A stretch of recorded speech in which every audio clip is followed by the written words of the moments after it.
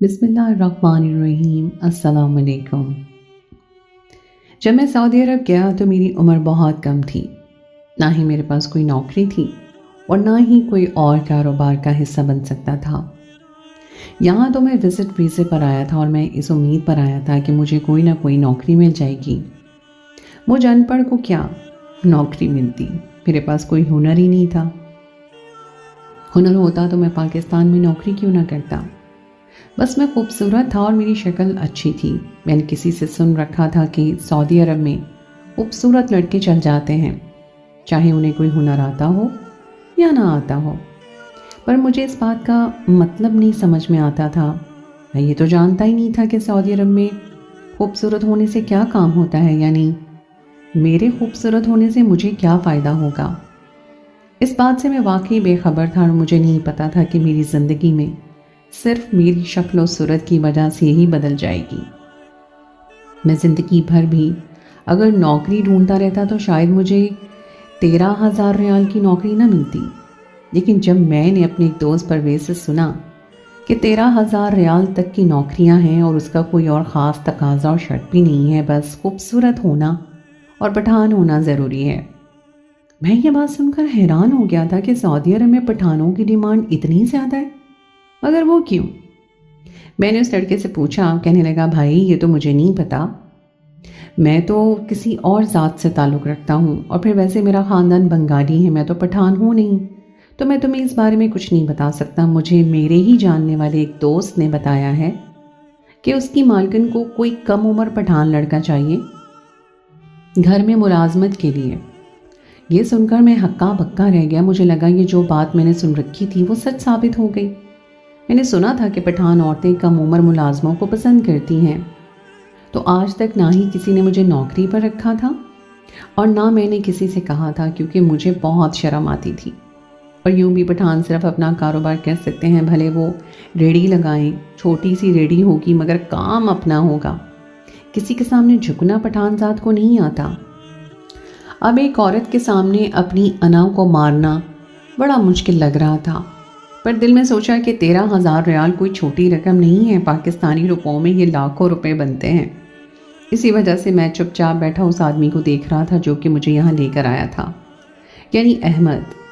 اس کے چہرے پر بھی حیرت ہی تھی۔ اس سے میں نے پوچھا کہ تم نے مجھے اس نوکری کے لیے بلایا تو ہے، پر کیا تم نے اپنی مالکن سے بات کی؟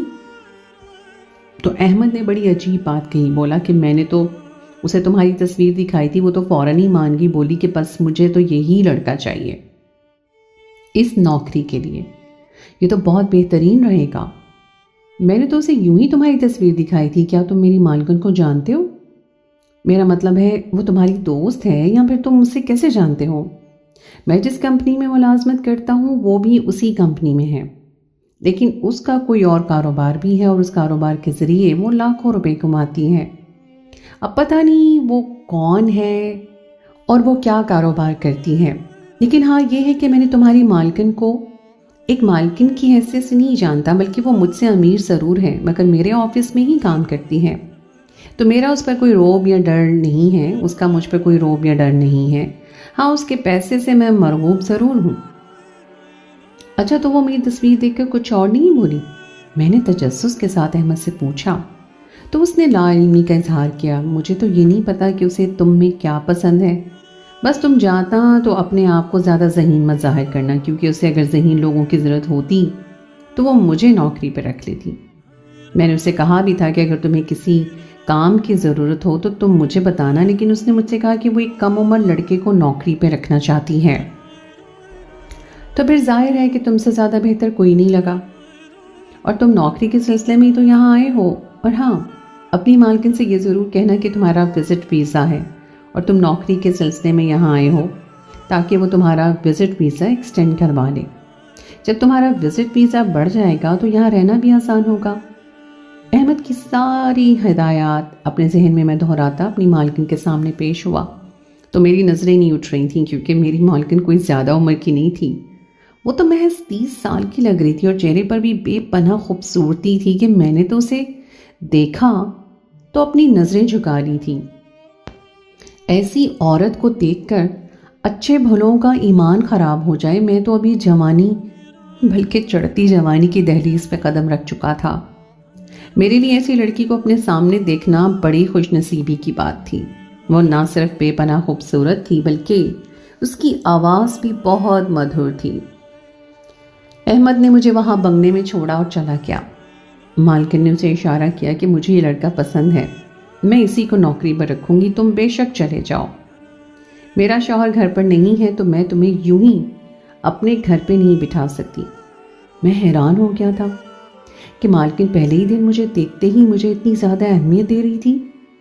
हालांकि उमूमन औरतें अपने नखरे और नक बड़ेपन की वजह से अपने शौहर को, अपने नौकर को दूर की बात, अपने शौहर को भी इज्जत नहीं देती। मैं तो फिर उसकी नौकरी के लिए आया था। वो चाहती तो मुझे अपना रोब भी झाड़ सकती थी, पर उसने ऐसा कुछ भी नहीं किया। वो बड़ी खामोश तबीयत औरत वाक़ई हुई। काफ़ी देर मुझे देखती रही, मेरे सामने बैठी। मुझे समझ ही नहीं आ रहा था कि वो ऐसा क्यों कर रही है। मैं तो मारे शर्म की नज़रें झुकाए खड़ा था। मुझ में हिम्मत नहीं हो रही थी कि मेरी नज़र उठाकर उसके चेहरे को देखूं। बस एक बार मैंने उसका चेहरा देखा, फिर मेरी नज़रें उसके पाँव पर पड़ गई थीं। उसके पाँव तो जैसे मलाई की सफ़ेदी लिए हुए थे और रेशम की तरह नरम थे। उसके पाँव को देखते ही अंदाज़ा हो रहा था कि उसने किसी शहज़ादी से कम जिंदगी नहीं गुजारी। बज़ाहिर शहज़ादी थी तो उसके नाज नखरे भी ज़्यादा होंगे। मैं सोचने लगा। मैं तो उसी सोच में खो गया था। वो औरत तो एक बार भी मुझे नज़र उठाकर नहीं देख रही थी, मैं ही उसकी तरफ देखे जा रहा था। बस मैं किसी बुत की तरह कभी उसके कमरे में उसके फर्श की तरफ देखता तो कभी बेड की तरफ। वो अपने बेड के पास ही बैठी हुई थी और पता नहीं किस सोच में गुम थी। यकदम वो मुस्कुराई, बोली, तुम जा सकते हो, यहाँ पर तुम्हें गुल मिलेगा। गुल भी एक पठान है लेकिन वो बड़ी उम्र का है। गुल तुम्हें जाकर छोटे कमरे में रखेगा, तुमने वहीं पर रहना है। दिन रात तुम वहीं रहोगे। जब मैं तुम्हें बुलाऊंगी तो तुम मेरे कमरे में आ जाना। मैं हैरान हुआ था ये जानकर यहाँ पर तो एक और भी पठान मुलाजिम था। उसका नाम गुल था। मेरे दिल को तसल्ली हुई, ढारस मदी थी कि चलो परदेस में मुझे कोई ऐसा तो मिल गया जो कि मेरे दुख दर्द में काम आ सकता है। मगर जब मैं गुल से मिला तो मैं हैरान रह गया। गुल तो तकरीबन 50 साल का होगा। उसकी उम्र बहुत ज़्यादा थी। मैंने जब गुल की तरफ देखा तो उसने पहचाना नहीं। अमूमन ऐसा होता है कि दो पठान जब एक दूसरे को देखते हैं तो पश्तो बोलना शुरू कर देते हैं। मैंने सोचा कि मैं पहले गुल के साथ इसी तरह मिलूंगा जैसे मैं उसे जानता नहीं। वो शायद मुझे पश्तो में गालियां दे, मेरे सामने राज की बातें करे, तो उसके बाद मैं गुल से ऐसी बातें करूंगा, उसके बाद मैं उस पर इंकिशाफ करूंगा कि मैं भी पठान हूँ और तुम्हारी ज़बान समझ सकता हूँ। गुल ने इस बात का इजहार मेरे सामने नहीं किया था कि वो मुझे जानता है, ना मैंने। मैं अपने कमरे में आ गया और ये सर्वेंट क्वार्टर नहीं था बल्कि एक नॉर्मल कमरा था, जैसे आम घर के अफराद के लिए कमरा रखा जाता है। मैंने देखा इस कमरे में ज़रूरत की हर चीज़ थी। साथ ही एक बाथरूम भी था जिसमें मेरे लिए ज़रूरत की हर चीज़, शैम्पू, साबुन वगैरह रखा गया था। हम लोगों को पाकिस्तान में रहते हुए कुछ सर्द हालात की वजह से ज़्यादा नहाने धोने का शौक़ नहीं होता। मैंने वहाँ पर भी इस बात का ज़्यादा ख्याल नहीं किया, पर जैसे ही सुबह हुई मुझे मालकिन ने फ़ौरन अपने कमरे में बुलाया। मैं ये सोच रहा था कि आखिर मुझे क्या हुक्म देगी जिसलिए उसने मुझे नौकरी पर रखा है। अभी तक मुझे कोई काम नहीं कहा गया था। मैं जैसे ही अंदर दाखिल हुआ तो मालकिन ने मुझसे अजीब बात कही कि मुझे अपने नौकरों को गंदा देखना पसंद नहीं है। जाओ जाकर अच्छे से कपड़े पहन कर आ जाओ, तुम्हारे लिए नया लिबास तैयार कर लिया गया है, तुम वही पहन कर आओगे। यहाँ मैं मालकिन की बात सुनकर शर्मिंदा भी हुआ था कि मैं उसके सामने इसी तरह के हुलिये में गया। और क्यों? मगर जैसे ही मैंने गुस्ल खाने में जाकर अपने कपड़े देखे तो उन कपड़ों पर नज़र पड़ते ही मैं हैरान रह गया था, क्योंकि वो कपड़े तो ऐसा लिबास थे जो सोने के लिए इस्तेमाल होते हैं। सोते वक्त इंसान ऐसा नरम और मुख्तसर लिबास पहनता है जिसमें उसे भरपूर नींद आए।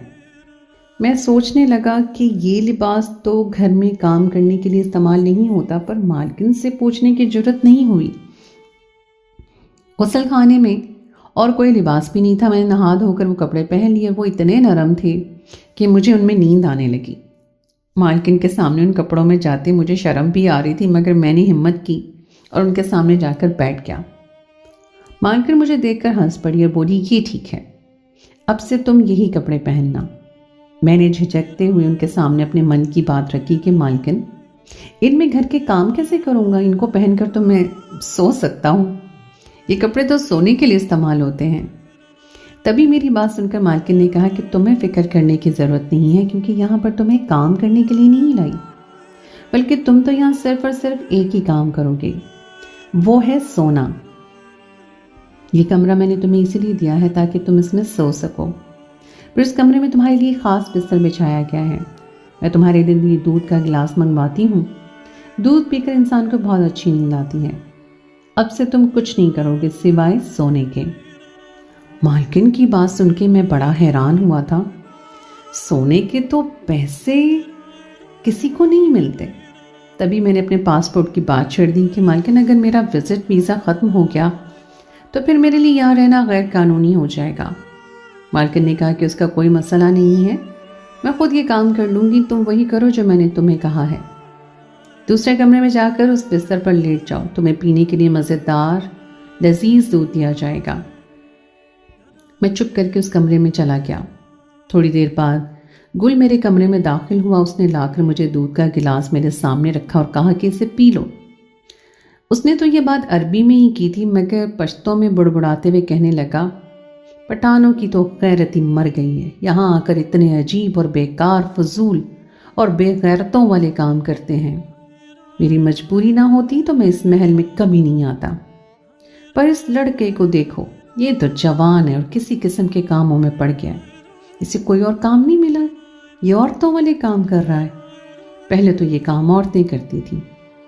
گل کی بات سن کر میرے رونگٹے کھڑے ہو گئے۔ میں سوچنے لگا کہ اب کیا کروں، پر مجھے تو صرف سونے کے لیے کہا گیا تھا اور سونے میں کوئی حرج نہیں تھا، وہ تو صرف انسان آرام کے لیے سوتا ہے۔ مجھے دودھ پی کر فوراً نیند آ گئی، سر تو بھاری ہونے لگا اور میں سو گیا۔ پتہ نہیں کب میری آنکھ کھلی، پر باہر اندھیرا چھا چکا تھا۔ میں بڑا حیران ہوا، مجھے سمجھ ہی نہیں آئی کہ یہ میرے ساتھ ہو کیا گیا ہے۔ میں اٹھ کر باہر آیا تو کافی زیادہ اندھیرا پھیل چکا تھا، پتہ چلا کہ رات ہو گئی ہے۔ میں حیران ہونے لگا کہ اتنی جلدی مجھے نیند کیسے آ گئی، اور وہ بھی ایسی نیند کہ میری آنکھ تو رات کو کھلی۔ بہرحال اتنا زیادہ حیرت کے ساتھ جب میں مالکن کے سامنے گیا تو وہ بہت زیادہ خوش تھی۔ اسے دیکھ کر ایسا لگ رہا تھا جیسے میں نے بڑا کام کر دیا۔ بہت اچھے ہو تم، اتنے اچھے لڑکے ہو، میں نے سوچا بھی نہیں تھا۔ مجھے بتاؤ کہ میں تمہارے گھر والوں کو کچھ پیسے بھیجوا دوں تاکہ وہ تمہاری فکر کرنا چھوڑ دیں اور تم یہاں اپنی نوکری آسانی سے کر سکو۔ میں مالکن سے بڑی بے تابی کے ساتھ پوچھنا چاہتا تھا کہ میں نے ایسا کیا کر دیا ہے جو وہ مجھے اپنے گھر والوں کو پیسے بھیجنے کی اجازت دے رہی ہیں۔ میں نے تو ابھی تک کوئی کام ہی نہیں کیا تھا، میں تو بس وہ کپڑے پہن کر سو گیا تھا، مگر پھر یہ سوچ کر چپ ہو گیا کہ شاید وہ آج مجھے کوئی کام دے دیں، میں کام کروں گا۔ ظاہر ہے انہوں نے مجھے یہاں پر اس لیے تو نہیں بلایا۔ ذہن میں ایک اور خیال یہ بھی تھا کہ کیا پتا پہلے دن وہ مجھے آرام کرنے دینا چاہتی ہوں۔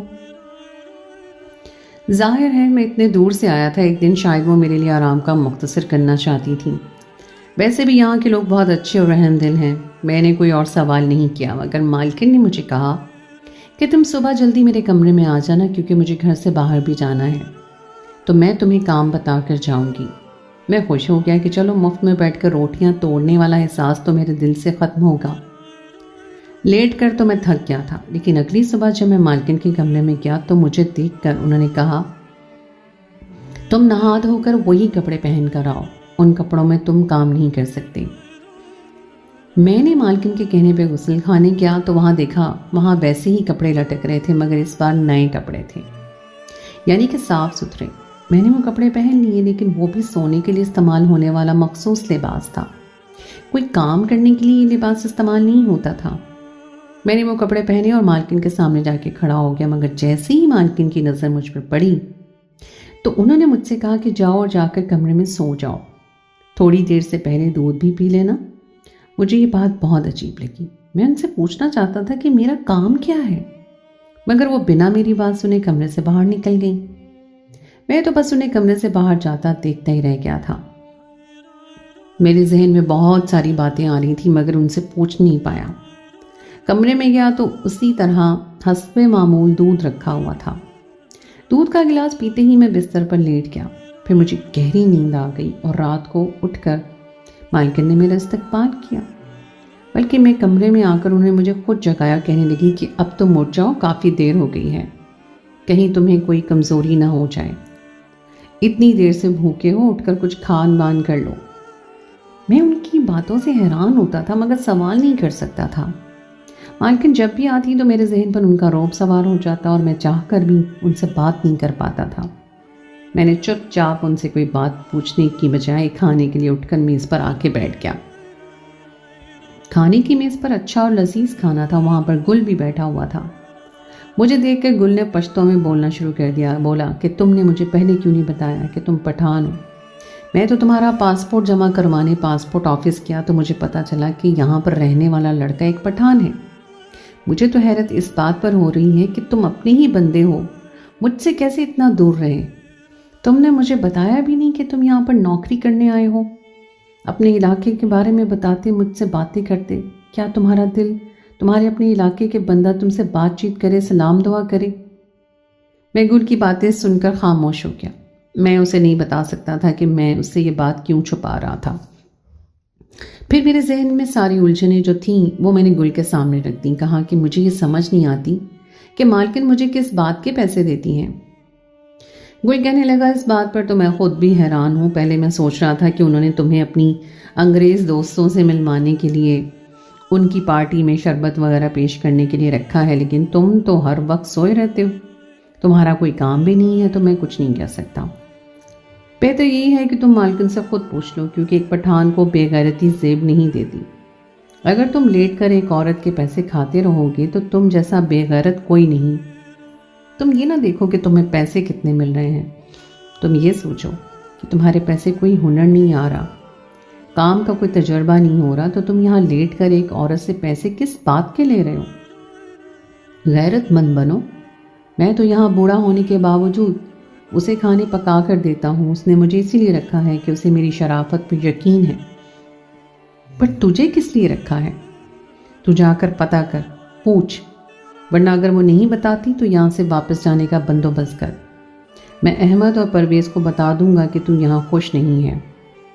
भाई, मेरे लिए तो यहाँ आना बड़ा खुशगवार बात है। मैं अपने हम वतन के लिए, इलाके के बंदे के लिए तरसता हूँ, मगर इसके बावजूद भी ये बात बड़ी अजीब सी लगती है कि तुम यहाँ पर बिना कोई काम किए पैसे खाओ। खैर, बाकी तुम्हारी मर्जी। कोई की बातों ने मेरे अंदर के गैरतमंद इंसान को जगा दिया था। मैंने सोचा कि मैं अपनी मालकिन से अपने काम के बारे में ज़रूर पूछूंगा। उस दिन मैंने मालकिन से साफ साफ पूछ लिया। पहले तो वो टालती रही, मगर मेरे इसरार पर मालकिन ने मुझे वो हकीकत बताई जो सुनकर मेरा दिमाग घूम गया। मुझे खुद पर अफसोस होने लगा कि मैं यहाँ पर आया ही क्यों था। देखो लड़के, मैंने तुम्हें यहाँ बुलाया है, तुम्हें इस बात पर खुश होना चाहिए। इस बात को गनीमत समझना चाहिए कि तुम्हें यहाँ पर सिर्फ कुछ ना करने और सोने के पैसे मिलते हैं। मैंने यहाँ तुम्हें रखा इसी वजह से है कि तुम इन कागजात पर दस्तखत भी किए हैं, जहाँ तुमने मुझे इस बात की रजामंदी दी है कि तुम मेरे इस तजर्बे का हिस्सा बनने पर किसी किस्म का कोई एतराज़ नहीं उठा सकते। तुमने मुझे ये इजाज़त दी है कि मैं तुम्हें एक दवाई दूँ और फिर उस दवाई का तजर्बा तुम पे करके देख सकूं और तहकीक कर सकूं कि इस दवाई का असर कितनी देर तक रहता है। तुम पर इस दवाई का असर बहुत सही जा रहा है। और रही बात यह कि मैंने तुम्हें यहाँ बुलाया क्यों है, तुम्हारी कम उम्री और तुम्हारी ज़ात की वजह से। मेरे जो यहाँ काम करने वाला आदमी गुल है वो भी पठान है। मैंने इस बात को बिल्कुल सही पाया है कि पठान बहुत शरीफ तबीयत के, बहुत ही मुअज़्ज़ज़ और उसके साथ साथ गैरतमंद होते हैं।